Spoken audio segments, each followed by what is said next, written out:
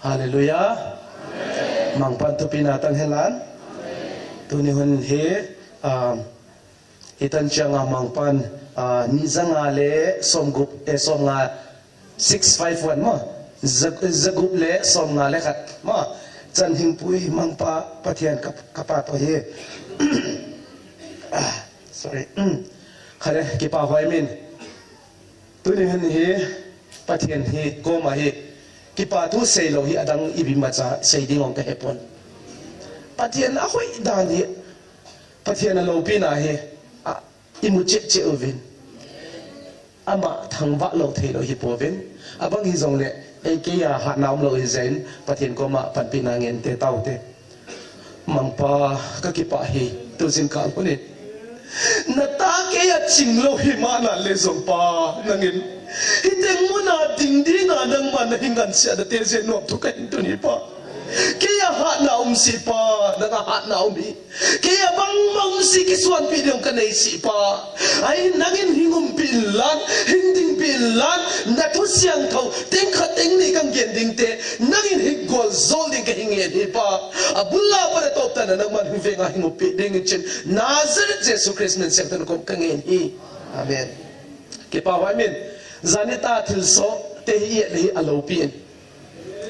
hagau gilong di kidela hoi umpire pangujo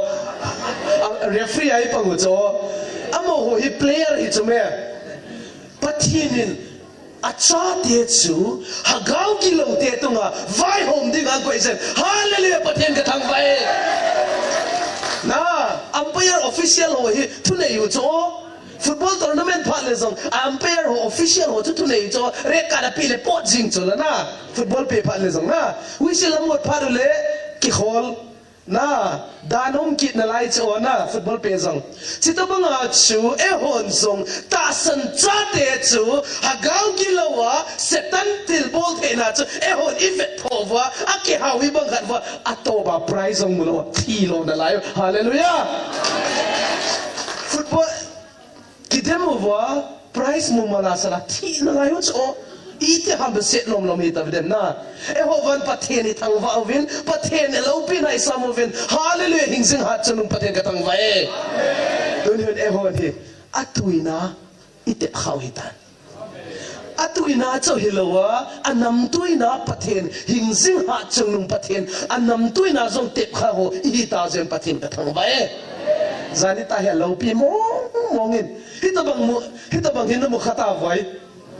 ki mo khalo male first time chi teng teng khotong de wale hallelujah atam zo ki me mo atam zo ki me ke on ka mo khanot mi him dan te ve ding ngol huai ai vang e ho adi nga e allo pi be se ipizem chile tu kum January date 18 na pathen hagau tu bon na se hetem na hagau ko ve chilai muna che hetem na hagau pati nang pi hallelujah minagin hetem hizong le ehon hetem jiwacho ilung them wa hiki pa na de ma pathen I thang wa wa o ikhuri zawi anom hita na kezong online na ka para ka khut ka za cho hallelujah ipizem chile online a pang ho zong hi thadai hi event pathen na idungai lo devin lungtem hepa pathen hi mi him heading at na sep hing alone ilung sim zo sia hetu pathian hi je pathin ka thang wa tu ni hune hi ki pa hoi mi hagau gilote ho khut no ya ta da ni hoi dang I phu jem til hi practical ai mu le I head now asang che che hallelujah atu ai sei sang a cho practical ai mu le I ta san now zong ki be lap I head now zong ki be lap hu chang a hagau la ma ba chang na he hallelujah tu ne ta zong ki di dani ne kazain pathen ka thang wa zanita he o hagau hi kingdom of darkness ke chen hagau muthim gama chitai de na ho he ne muthim gama de ga hi amwa de ga hi black day hi ta cho zanita til so na laksom ke ti cho asam di da na cheng kha khat hi zong laksom ni lu cho atum dan cho ka te mi hagau ke lo laksom ke that ke ti history khat me hagau gama de ga tutsim khat hi tai hallelujah hagau ka li san na di ko tutsim hi hagau ka li san na wa ito bang thilum lo ปัทเทนกระทั่งไว้ฮาเลลูยาฮิตบังฮิปัทเทนตาเตโจนะโบลเทนที่ดังอินโบลเทโลดิ้งฉันจะดังอินโจโบลเทโลดิ้งไอ้ว่างะปัทเทนินอัดตุนโลจุดตุนโลปัทเทนอามันจ่าโลจะมันจ่าโลปัทเทนินอ่างไงลุโลจะไงลุโลอีเซงฮาเลลูยาผู้เสียหิตุนี่คนไหนปัทเทนินและจะเตนี่อามันจ่าตัวนี่คนน่ะฮอนซงหากว่าหินนาดีแต่ไหนวะปัทเทนเราปีน่ะไอ้หมู่จูตัวนี่ปัทเทนกระทั่งไว้และจะเตนี่เตซันจงปัทเทนกระทั่งไว้พี่เซมเจทุกคนน่ะเสียจ้าเสียจุยหัวจงกระปิจ้าน้อยเลี้ยนะพัดสาจูวานาก็พัดสาดิ้งเลี้ยนะขาจูวานาก็ขาดิ้งจูเสกก็เสกจูหัวบุกกับเปียติจูไอ้ว่างาตัวนี้หัวหน้าเฮน้ำหำพาฮิเซไว้แค่จะเต้นยาปีจูปัทเทียนกระทั่งไว้อีเทียปีดาดีอาทิตย์นั้นเลยอีปีที่กับปีดาดีกันลงไล่นะบังอาณาเสียมันหากเขามังทักตั้มเปียหามันนุนที่จะจะมาว่าดีอาจารย์ที่มองเฮฮาเลลูยาคุณหัวหน้าน้าโฮซงโฮซงอีอับบอสเกียพัดเทน่าจูอีจันคมดีกว่าฮิเซนฮาเลลูยาพัดเทนกระทั่งว่าอีมันจะดังฮิปอยจิไลมุนาหุ่นโซเซซงพัดเทน่าอีบอสเกียอีตั้งดิวโซฮาเลลูยาอันนี้ฟังอ่ะที่อภัยโมเป็นกันกี่เมทิวบุงเกจังสมเลทุมสมทุมเลเกได้เวทเลยมีหิมขันินเขาเวลปุ่มปีเนี่ยเห็นล้านหินตาตานแต่ละอีปีกานามวันน้อยเลยเสร็จเนี่ยเห็นล้านหากว่าหูหิงนั่นเนี่ยฮิเลอีปีกานาฮิเดมตัวนี้คนนี้เนี่ยว่าตาสันจ้าเตthank you ตาสันจ้าเตหากว่าหุ่นหินตาอินเนี่ยมาสัตว์เดียวอภัยโมเป็นนะเฮียอุจเจนเฮฟานะเลียพัดเทนาซงเฮตัวนี้อีจันเดียงเฮพัดเทนกระทั่งว่าทิลโซดานี่หอยดอกกระเวทเลยพัดเทนินเฮตุตรงเจ้าเราทุกวันอัปลาปะไรเวทเลยซิมเลยพัดเทนินนี่ binary สังบุษเลียพัดเทนาดิซงวานาพัดเทนาดิซงอันนี้อาชิโคเมอากิเห็นเทปอยอีพิเศษเจเลียอีพัดเทนาก็ฮิตบังโดหน้ำตัวบังก็พัดเทน่ะจังดิ่งน้ำองป่วยดีจงฮาเลลูยาเลียพัดเทน่ะจังดิ่งจงหน้ำตัวจีเราคอยมานั่งดำมุมเราเองอาจจะเดือดพัดเทน่ไงลุน่าสร้างมองไงไอ้ละวานาไอ้จันเดียวจงอัดทุบปีมองไงสมสกิ10 times more ทุบปุ่นนะสิสมสกิสมเหมือนมั้ง70 10 times 70 10 times จ้ะจะสกิจีนั่นแหละจีจูวานาพัดเทยจันเดียวจ้ะอัทุปีดันฮาเลลูยาอาจีเลเลยไอ้พัดเทน่าไอ้จันเดียวจงฮีตัวฮีน้องเงี้ยฮีอนุโอยฮี at least 9 months เห็น9 months พันจ้าหงเพียงโดเห็นจีตัวบังอาจูหนเลยพัดเทน่าไอ้ดงเดียวจงฮีตัวฮีกิสิมปันฮีตายพัดเทนกระทั่งไว้เฮปุปีสินจงเห็น information อิจักขัดจุกเปียตันตัวจงฮี geopolitics ปัจจัยเวทเลยยาจงฮีอีพัดเทน่าดิวฮีมุมฮิตันมุเทียเฮเทียมุฮิตันตัวฮีน้ำดังฮีกามิจักจุเซย์ปุ่มกระตินกำดังฮีตัวฮีอากิจัดอุนทิลุมุฮิตันอาลาวว่าโดเด้งเดลว่าทิลุมุฮิตันไอ้ว่าพัดเทนเล่มก็จะก็อีมันเดมเทโลหินมาอุเซนพัดเทนกระทั่งว่าเห็นไอ้ว่าเงินเลยาอีพัดเทน่าอุสังวานมุนไอ้พัดเทน่าตั้งเดียวอัลลอฮ์ปีโซอินอัตุปีโซอินฮาเลลูยาพัดเทนกระทั่งว่าจิไลมุนไอ้มิคีอัตมเทเบราเสียงดีเอกติจุมุนดังสามุนดังงานนมนมามิลีเวลาเกาหลีฟิล์มเวลาอีกาสังเกตจิลายาอีกาจุพจอยลวมพัฒนาอีสังสอดิวเย่ฮาเลลูยามุนดังไอ้กาว่ามุนดังไอ้มุนตรงไอ้เสียสจิลายมุนาพัฒนทั้งว่าพัฒนได้บังอาหินคอยบังอามิลียากาลิสาดุจุตัวนี้ไอ้มิลีโซเสียพัฒนินไอ้คนปีฮาเลลูยาพัฒนกระทั่งว่าพัฒนทั้งว่าจิมเทโลอาจีจีพีฮัมเจเลพัฒนหอยนาอัตุปีเบสเสียเสียโจโลสุราสุโจโลพัฒนทโลปีนายอิน้ำสุวายมุตาเจนพัฒนกระทั่งว่า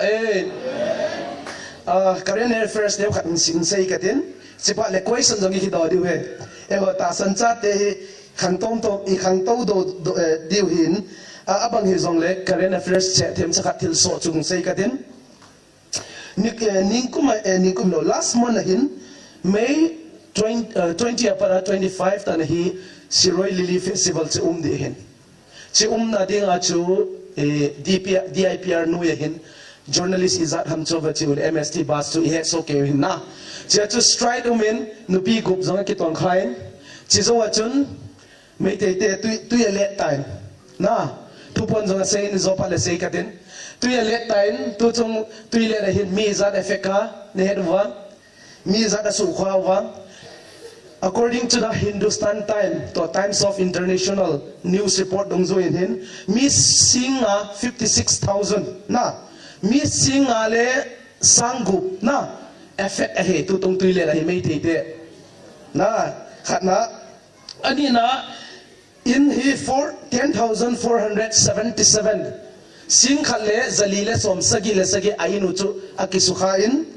and then 93 relief came as awin.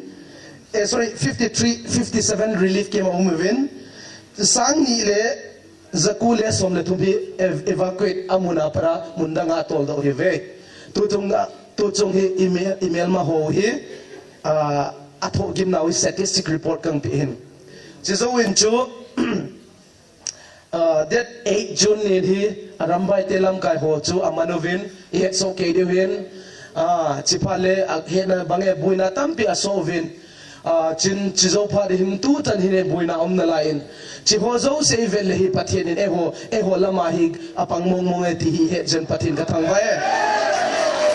ehon hi I ma chai bol po vin evanga igal sat hi mitli longa gali sari pathin ka thang vae chi pale tu pong khan sim katin November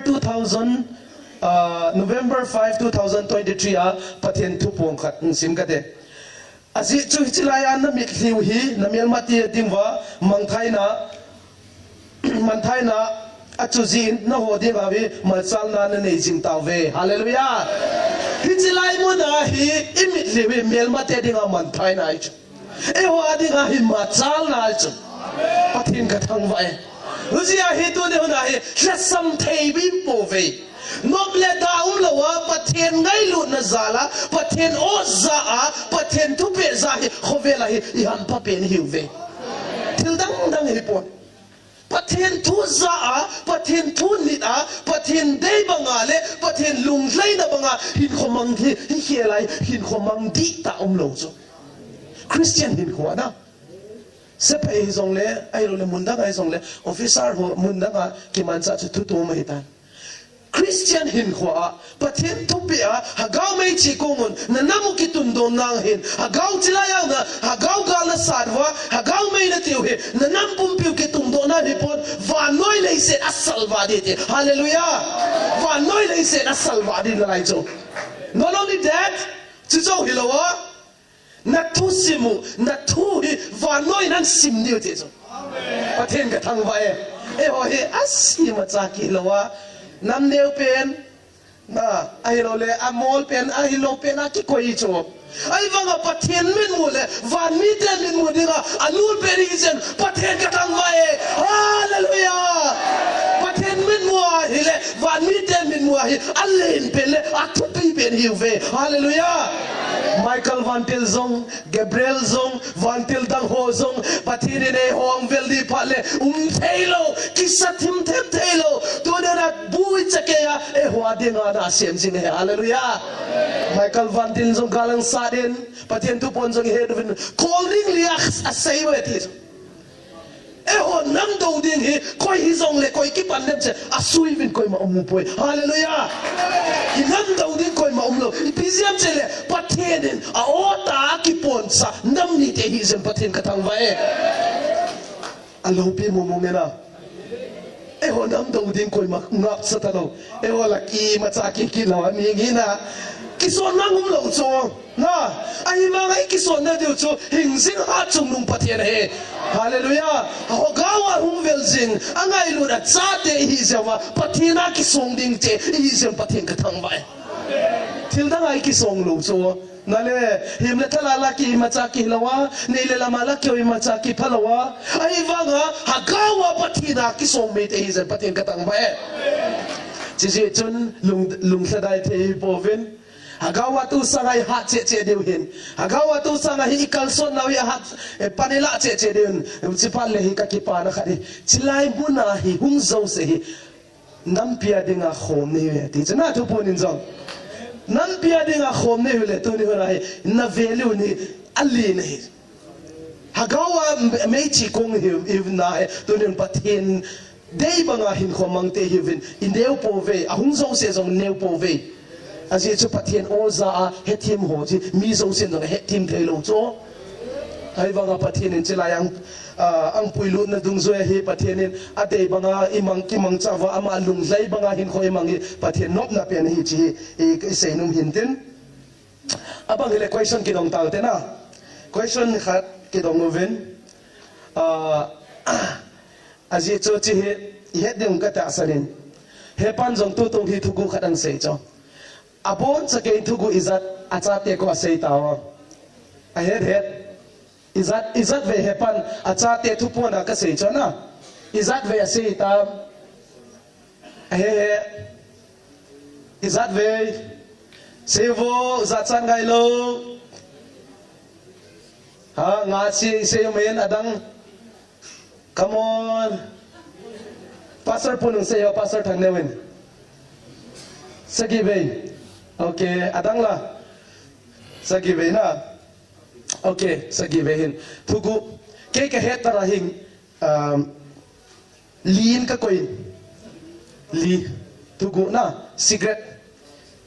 ka het na ka se hin na au mbe song le habbe the hin na chi cho he bongan ai wanga as far as my knowledge is concerned it ai te and azi cho chi thugu li hi sei ka tin chi thugu li te la khat chu mo si lung chun chang na along chu khoyam ham i het sau ke dem ka ging chain ani na he David le Goliath na Goliath chi chu koi ne tha pi ham anung lama ko pang chu koi ham Michael Van Til na chi chu khat hin athum na chu pakai je so hum ping ne chu that is at the time December athum na hitain alina chu to tonga hi pathian thupo ne sei Elizabeth al chung chang na adanga zole habe the he ken ka hello zole ase chu koima mihing ki hen ki bukim lo na ai wanga chi ipizia ka sei ham ka chile ka sei nom chu pathian in angai lut ata asan cha te ji i je ba sei vanoi ape azong asut lo na pathian e ngai lut zia chu na ta san lo ko la chu thuku sei hi ve ta nango na stranger le hello homa chu thilgu khat ai lo le sanaman tam khat na chu sei hi ve ta nangzo ai wang angai lut pe se apathinin ang lung set seng zia tu ni na thuku zo ang sei ngam nei tai hallelujah pathin ka thang va e episiam chile pathin lung hlainan cha te hi ta jem pathin ka thang va e kasi bangin chu adang zong le ki het sa utin e wanga hi kan collect dan hin na chi chu khatin achipa le hi pathin in chu chung hi thupon hin gal zo na khat ang pin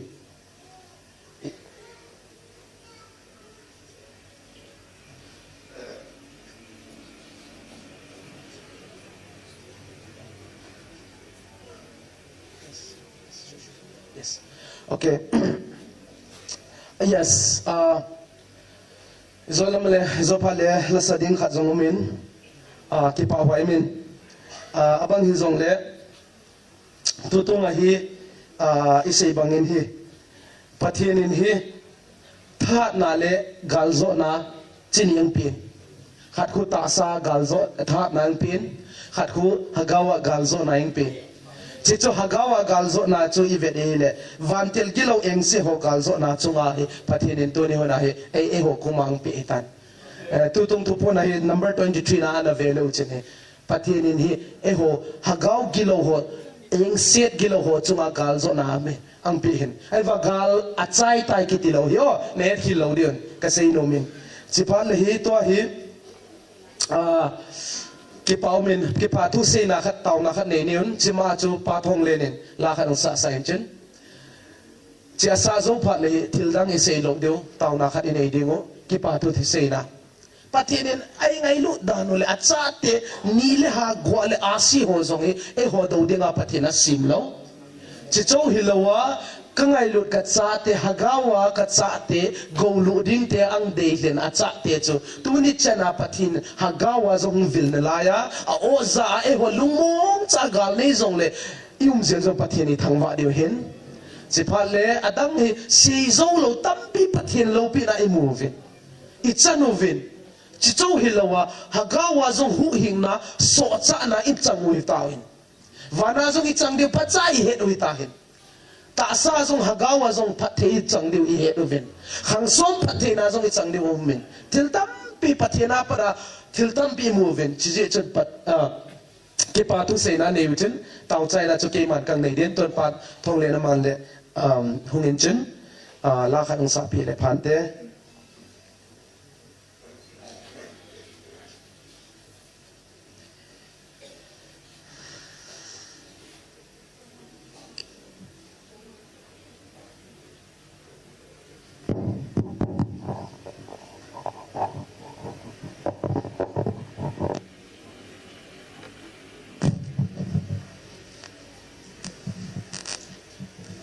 pathin wa se ne dingin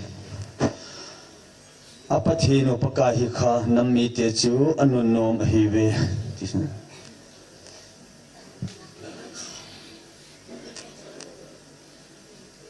Hãy subscribe cho kênh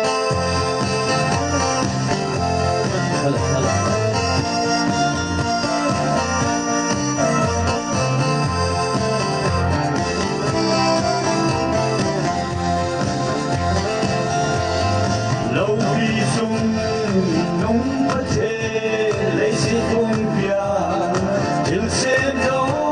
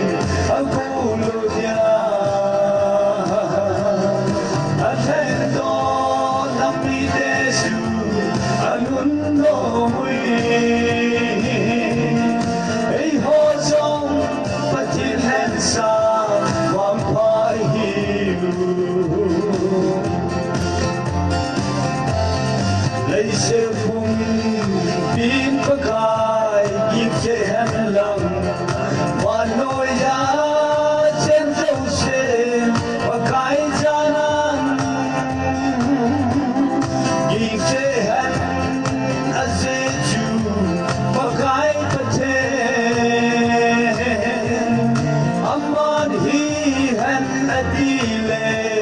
ahizege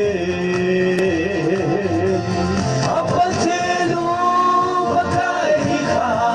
namidesu alunno hive akuludia atendo namidesu alunno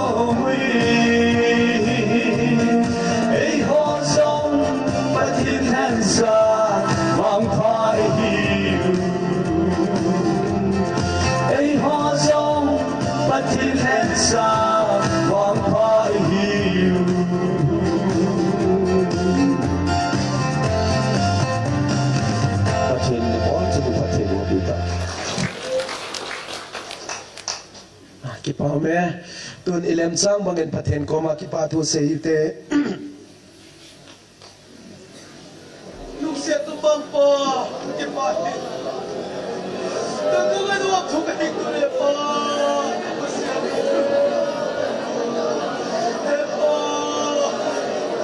nó hồi đó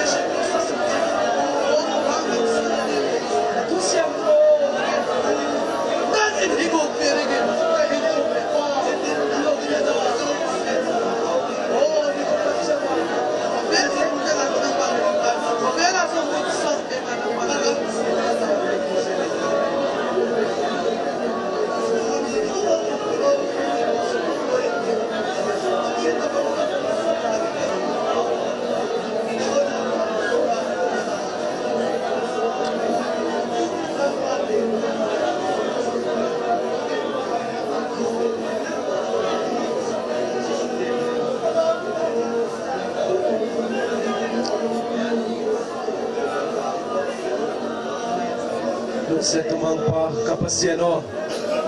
na kung ano ang tuka hington hipa na hoy na le nang man na hingit na te hipa kagyan sim so kagyan sing so pa o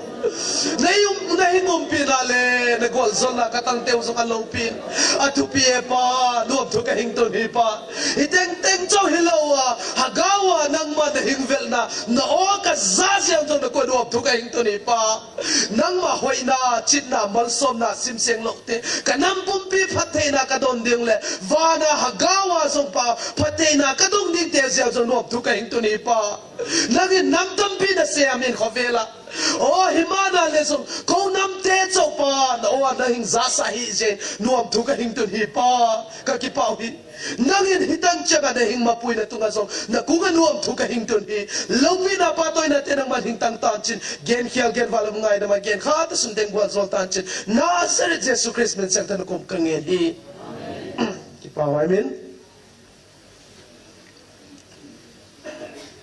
mabana paitonion kuki khangnui lompi ho namanule lasadingin pat pemasaningin ngo chema chalniun timing hi isay bangun fixer ay to tiwilung khamsun timing pen hi makadin to hi namanule lamang payulal lasadingin pat kan pe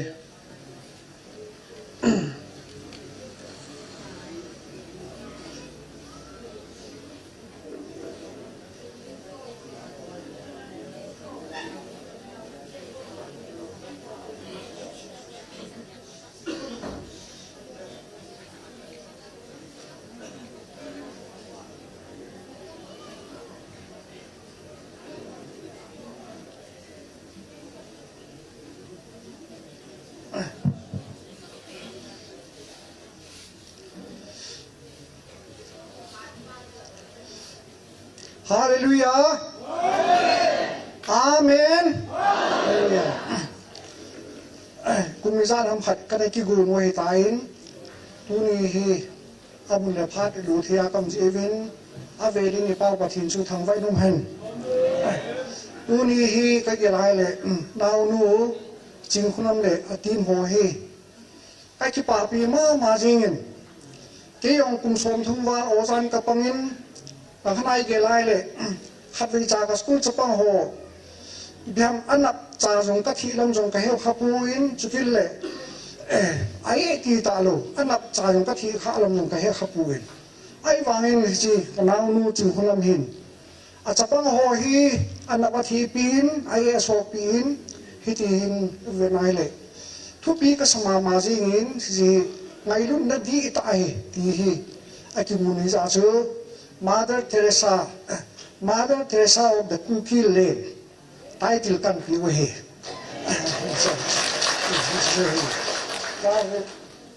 Chahe dunia he now nu he jam na ho la kai tuang ki to lu di hin ke ho la kai he I pui pa la kai di ta kan kai di hin za su azu khalle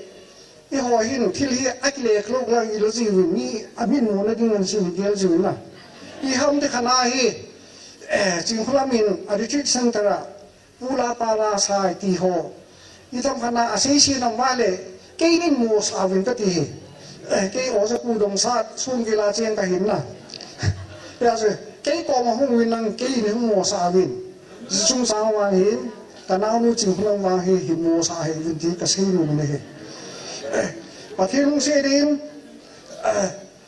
iti kumham khatun sun gil kyo khwa hin pula pala hi kudi kanamang ji vinai le trong hat chu khong bui ta vin khong bui ji phem ta le tu pathian thu khang lai ai si pula pala we sa sa lo de ti hi khong kinil bui ta vin is phat chung udong sa pau dang lai hin na udong sa pau ko ma ka chi vin ka to wai le udong sa pau vin pathian lo pi na ding ana sa wai le asit nei ma sam pu ti so he na ya so ka lao hi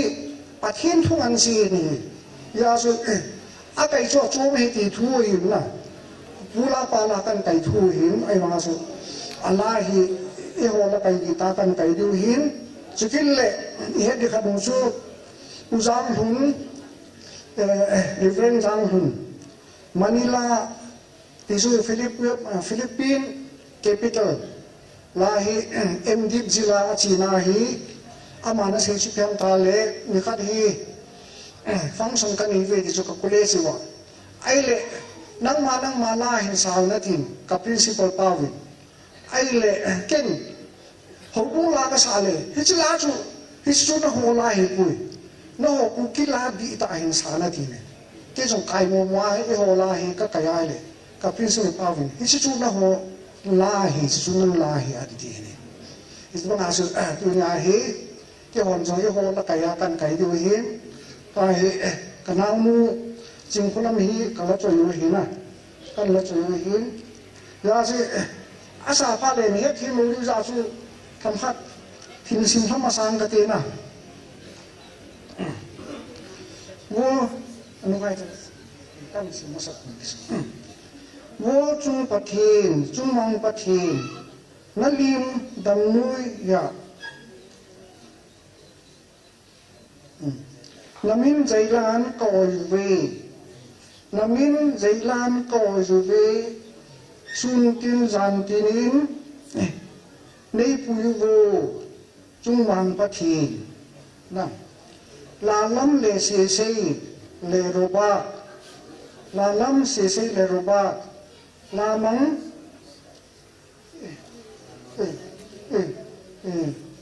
lai ve kidang dấu xì na đằng tuy là vang này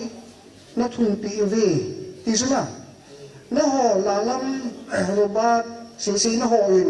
đằng dấu dấu xì chỉ retreat center hin na nó để mà ngủ vin nó sụt đằng ngủ về như sao lại ông chỉ sụt đằng ngủ dấu xì nó sụt đằng về như này hết chúng ta lẽ thêm lúc bên là trong ta hen đam tuy là vang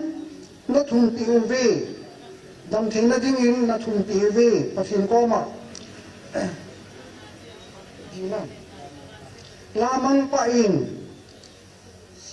xin lắm giang lắm xin lắm nó nổ ta về isu mà nó nổ ta về và phiền anh cái mình cha nổ chú à ban in mà nó nổ gì ngô về này chúng ta lệ năm pi lại cầm UPS chỉ muốn nói cái hàng mình sao điều căn là chơi hết UPS na PS na nó liền tìm thu ra này à na quý khao chan giảm hẳn quý khao chan giảm hẳn na nó xin xuống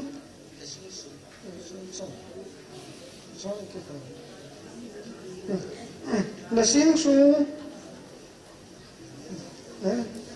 mi ngày chèn tổ na ham giang phan lắng đâm cung sót mình na đâm cung sót mình thì rồi đâm sót mình thì này thiên thu ý ra yên tâm dùng lệ thu lệ lại ra tâm dùng lệ thì số ý lại hết sao hình ai kịp bảo lôi ông mình xây lôi ông mình na ya su thing thui zan tam han nang bui nei zan tam zong le ke tiu he na ya su lung son tu la lung son tu la hi pu ti tha si pu ti na thu le lai za tam han nang zong le tha si pu ti pa thi na hu na su tha si pu ti ha gao thu phun lo zang thang han a thu pi pe na ha gao thu phun chu lo zang thang jing han ti he phung khol umi sangat na phung khol umi sangat zatam no hui na kuki Mother Teresa na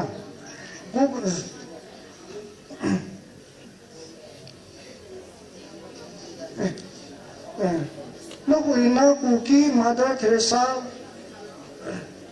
tin min thấy cái hình lô về thì giờ Mother Teresa title kan pe về thì sao giờ sẽ thế giờ dạy lan min thấy cái hình lô về nó chỉ zo pan nó trôi hen nó xiêm pa phát thì nó bùa hen nắng phát thì nó trôi dính hen thì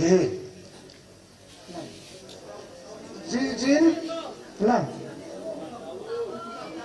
lung chính sen tông niệm thì sao sự tai bây giờ ai cái trái tai đi tai Allah akan sa điều tai vậy na bây giờ là nó lung chung để phan thì yêu thầm phan để xí bê có mà xí bê cái sự kiểu hiện bắt điều gì là ale tai là kan sa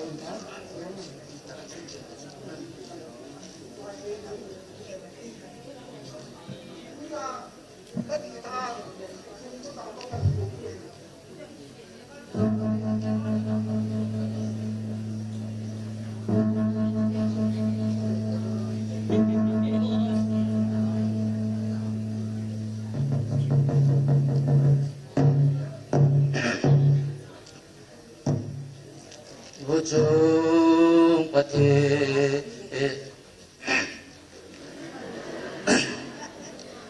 ujung pati jumang pati nalim dan noya nalim dan noya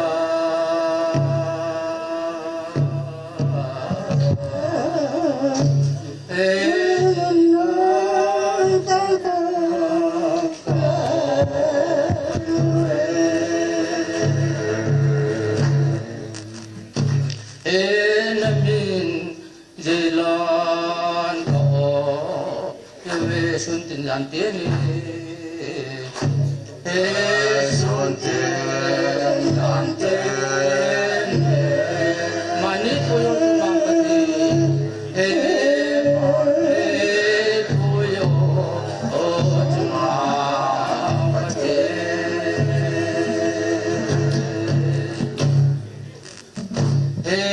lalam lesiste ro Lajum bekiram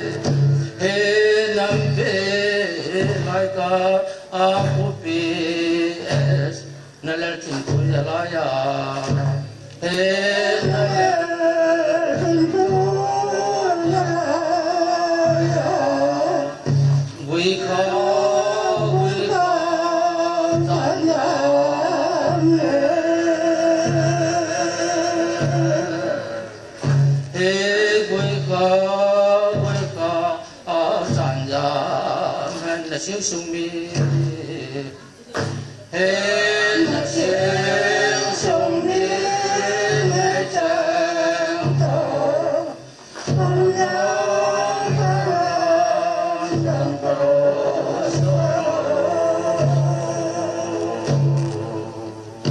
hey thiên thu ta am dang lệ nắm sông đôi ẩn sông ẩn sông hoa quay cổ thơ rồi yang thăng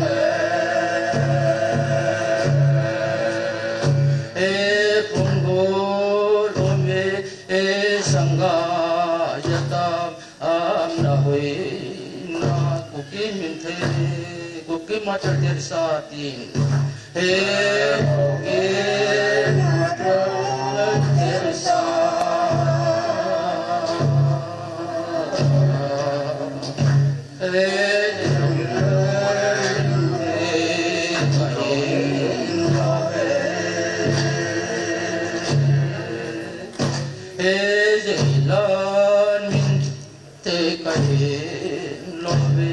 na zo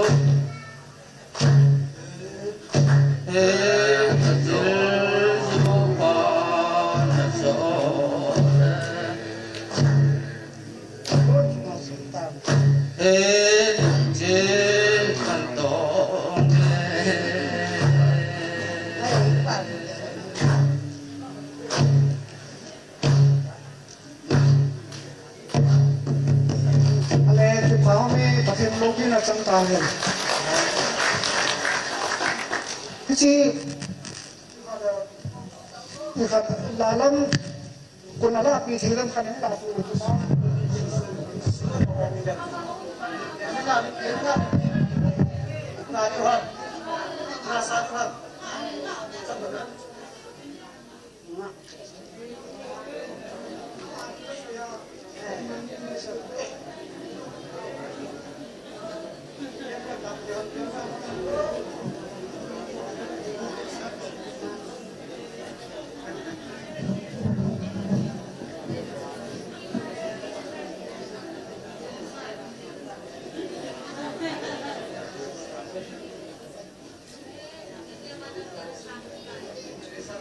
Kukite Mother Teresa.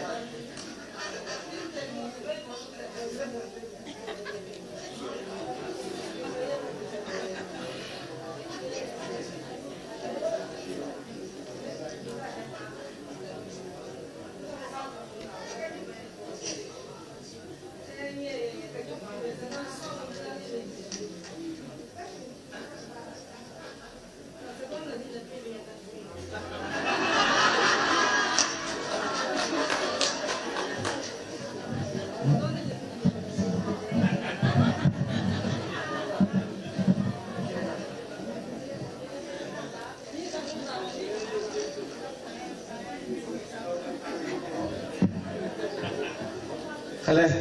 kipa hoy men chilaya ding zo sa yemu chupi tiu chu di mong mong e adi mong mong e pu pia se na sei chena sei diong kipa lo phat zo tom kisa ai bangen pa ini sa ka he pathen lo pi na hen na pathen ka thang wa tho thoin anom mong mong e henu he pa te zong pu pa la he khang tha tem zong ka he ta pu hoven i custom hen i chon danu jong hen ai la e hon i he thei ta pon na ai la ki pa le zengen to hen ma bana pai neun taw na hi ni ve ki chi na lai le ti chu ka dei sa hen ai la pha chung e just tan ka tin la jong khat chu i sa de ka de hen ai la time pa chu ve tin bang hi jong le pathian lai sang thomun khat sem phot wawi Jacob bungli changsagya Jacob bungli changsagi chang sagi chang git chang som simute Jacob bungli chang sagi chang git chang som imu chale sem new le chuti a hi je chun nang ho pathian henga kipeli lurun diabol wang chun le thun chuti le na komwa konin azamang tante pathian chang git na pathian kom naizun chutile aman nang ho ko ma hung nai ding ahin vo mi chon se ho na khut su thengun chule lungtho nei ho na lungu su thengun na changsom na pakai mit mu a kisunemun chutile aman na choi sang ding u ahi pathian lai sang tho sem de ban e bo na den golzol sailan hi lai siang thawin bangai gen chil hi to pathian kunga ikitulut de melma pa ko ye het masak wa poimo evangelist pin a saying kezong powerful message ka sama ma jingen satan hi email ma pa hin I daw diu cho hagaw gilaw hin email ma pa ti ta chu I het wa ngai tu ni ta san cha te ami hi mi daw diu hi povin hagaw gilaw chu I daw diu hin in evangelist in a sage ipiham chile satan hi mual phong sa ri ti kalung ta khoi khama ma amen ipizia chu satan chu I dova I mual phong sa di achile e hon ta san cha ten I ti da na satan chi mual phong sa thei di wam chi is the biggest question in tom cha kitil hotin chi pa le pathian lo pina zong I sei diu hin ama sa pen in hi bang che chi le hi tu ni hna setan hi imol phau the na de nga hi ta san ta te khat na hi le ama sa pen bagi bolai chi le hi pasien mang pa jesu christ ita san ngai athin athau ki de cross chil bol the na hi ta san ngai ani na hi setan imol phau se asis sa na de hi le hagaw ho chu ikitu pi ngai hagaw mang thang ho di chu ikitu ngai gal isa ngai Ephesians chile hagaw hito ay ikitu ore melma pa zong hagaw mang thang ni chu adei pathian in zong hagaw mang thang khat sanga vanele ai lo zoi chi chum e hon ta sa hilowa hagaw gal saten hagaw chu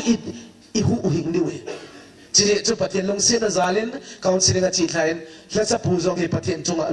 lung thain hagaw mang thang tam ta na hing pulu de na chin ehon zong hagaw mang thang chu I pathin lama I puilu diu hi e ho kina hin khatna hu chiang in hi nangin na ta san lo pathin na ta san zo lo zong le pathin hi nga na bel isu mol phau thi na he a chi le apoi mo pe na he tu pathin zong tu tong hi ka kom na he ta sa gal hagaw gal hi strategic spiritual warfare hagaw gal sa iuven tu ni hone nichina hagaw mei chi kwang even hi hagaw mei hi ahat dan van til gilo hon thupong zo a satan kading ngampo ve asavale imit nge imovin chi hagaw mei itiu chu hagaw mei chu iti ahat no ma hat hita I het ngai achile ta san khadina christian khadina hagaw mei chi khara ka hum pang chang ni bangai chile spiritual warfare hagaw gal sa it hagaw gal chu chilai mun bo sa ki sa hi loin in mu ra song I sa ding in chin hin hwayang I sa de chi ni chin hin khwa hagaw gal na bang chi sa it ne ka en ni khat na he email mau I het ngai Christian ten email ma di tao I hello za wa ki boy tam pi iki het na email ma di tao chu hagaw gilaw I mail ma pa hagaw gilaw eng sia te am him chu aman chaw outcome of the spiritual na sep hi hagaw gilaw te na sep outcome ming pen ani na hagaw gal sa na hi bangai chi le ta sa sunglam le polamang hagaw gal ki sa hi he hagaw gal hi bang chi sa diwe chi le hi tu ni hona e hon zong nichina hi taw na to e pangai pat asia pen he patep na zong umde hagaw gal sa na va patep na umde thokim na zong umde letsa pe zong thokim na tang la zong banga patep thei din na nam na ne zam ki pon che thu pung in hallelujah ngay khoa và bắt đẹp na tâm bị ngum đi na ta san na song faith na san song hung ki bridge saving ta na bắt đẹp na song ngum đi chỉ chút na hết ngay vậy à chỉ là hung gal zo na tăng thế na đi nga bằng nghe bộ chỉ là thua kim na song na thua ngay na thua kim ngay yo na thua kim châu hi lo wa gal zo na tăng thế na đi nga ai bằng li hi nga hat na om lo bắt thiên na hat na om hi chỉ chút bắt thiên na ai kinh ngay à chỉ là hagau gal ho iso thế na đi nga ipi bol ngam chỉ là tao na ngay kí ho hi Christian tam pi tai tao ngay lo ki hagau mi sama ma ai vanga thum pe lo ki tam ba ve mi lao changa lam thei me ve nei ai vanga asung lama hom tam pi ku apula ma be aga dinga ki mu o mi de ne changa song o hi pa pe hagau mi na lo be chini ai vanga sunga bang ma umlo song ki tam pi ko ma asuma teng kol to ho mo ki chi do umahi ai vangi tasan khadi ai le hagau gali sa di ai le tu ni hona he thum na to ipaga hagau gali sa di o Christian hingo tu ne nun setan langam kisat hi hagau kilo ho to gal kisat hi me achile hilai mu na hing tau te hi atia khola he hagau kilo attack imu dia de wa be ne king za boy hagau kilo attack imu dia de ko ipizem chile pathin nem gal ke na di ga da ise ko be memba ban jang do ve a hi wanga pathin to panga pathin dei na ma hin khoi manga itawa pathin lung dei banga ikisu siang thole hagau gal chu izo tho tho ni hagau gal izo ni chi chu he zia he pan zo no ho ata san ho diga cheruk vantil nasi tan va diga ang piazen hallelujah pathin ga thang vai achile cheruk vantil ang piain cheruk vantil na mang changai voi na thao nang toy ding thao khat hem ki pe ding in na mel mate hung ta akap dan ne hello le ipia na lut na pang dio nein son chet wa Michael vantil nga amuna sain ching Michael vantil nga amuna sa chu tu pon akichai matara ang nga amuna sa di ti hallelujah chichu atasan ho achile cheruk vantil he ithi matana dewen achile nang chen na cheruk vantil chu namang chu ziam agau gal na sa ziam ayo lipi na zangam decoration me din na zangam ken ka chi pha le ken ka mang cha dan kitil khong na din sei ke gari ka tol jong le ka za he ila kom jong le ka za he ipi chu command jesu mina command kam ipi jem chile hawai cha na gal jong dam lo na gal jong ki to thei cho ning hi na dola chi ho jong se jong he Michael van dil za de we jesu christ mena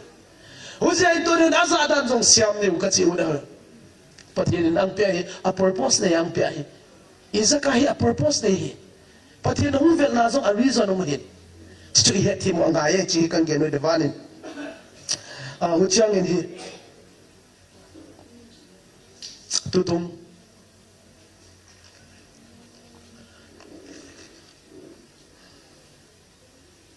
ka ki pa ma me pathin in hi mi zong sia hi angai lu din hi zong le angai lu tom ata atom angai lu mi um hin ka ki pai ipizem chile metiu bung som le ni sa metiu bung som le tum chang som le ni a he ipiz kizem chile anei ho chu ki pe be din anei lo ho chu ki la pe di ki ti metiu bung som le tum chang som le ni a pathin ka thang vai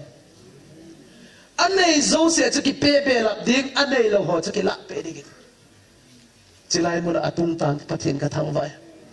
hlatsa pu zong achi na ka pe a pe be chu hepan epizian chil hagau tamang tham ta le thuma pe be tu tung thu pon in he 73 apat 76 ve ole ka thu pong do ho zong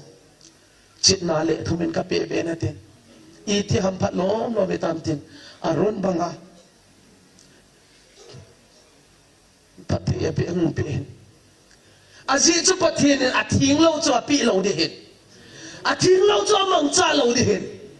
koi ma cha chu a siang lo pathin in sang ngei lo hin a hen mi pen a hoi lo na e lo a hoi na e hen pathin ka thang vai yo ni hen ka ki pai hiteng muna gift tang zo sia zong pathianin aza je wa pia be om hi hallelujah pathianin aza hen a pia be hin atang lo ho zong pathianin ang pen ka kipa dan tu nung nge pathian ka thang vai e ma bol the hi po uchanga he no ho zong e bot sa ke vai hiteng he pathina tampi idong wi tai khat song thong lo di je pathian ka thang vai iza kai bol the pathian ka thang vai Uciang ini, atop na lam di tahan, mihinghi nahi, sa asam na ang tampig kanayin, no na naidim kaging chay, ahin la ilasam na para itokit wa patian ang ibeliwi apoy mo penahi, asyatsu tuni na, imbel na pa igal sat pauhi, may hipon. Ahivanga galzo na hingpete itu patian hizen bang pacu kapathe abang le lahat sapot niun kalung tang ahong kilang khathen olo pipen sa niun dingin ding zo changin lang sap na khat nei niun zo cha taw na nei niun patian alo pipenin patian di tai neuvin kipai olo pipen sapot niu ding lam pot niu nong na tol diu tang kaging chai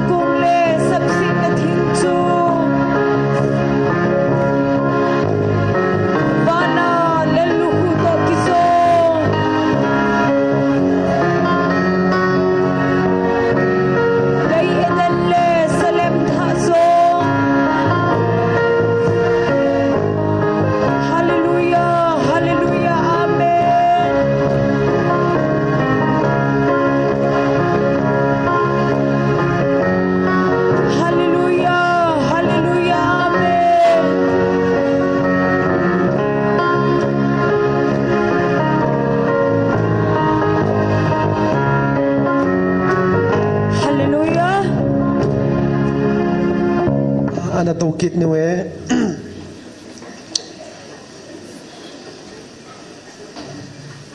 ke pamin lai sang to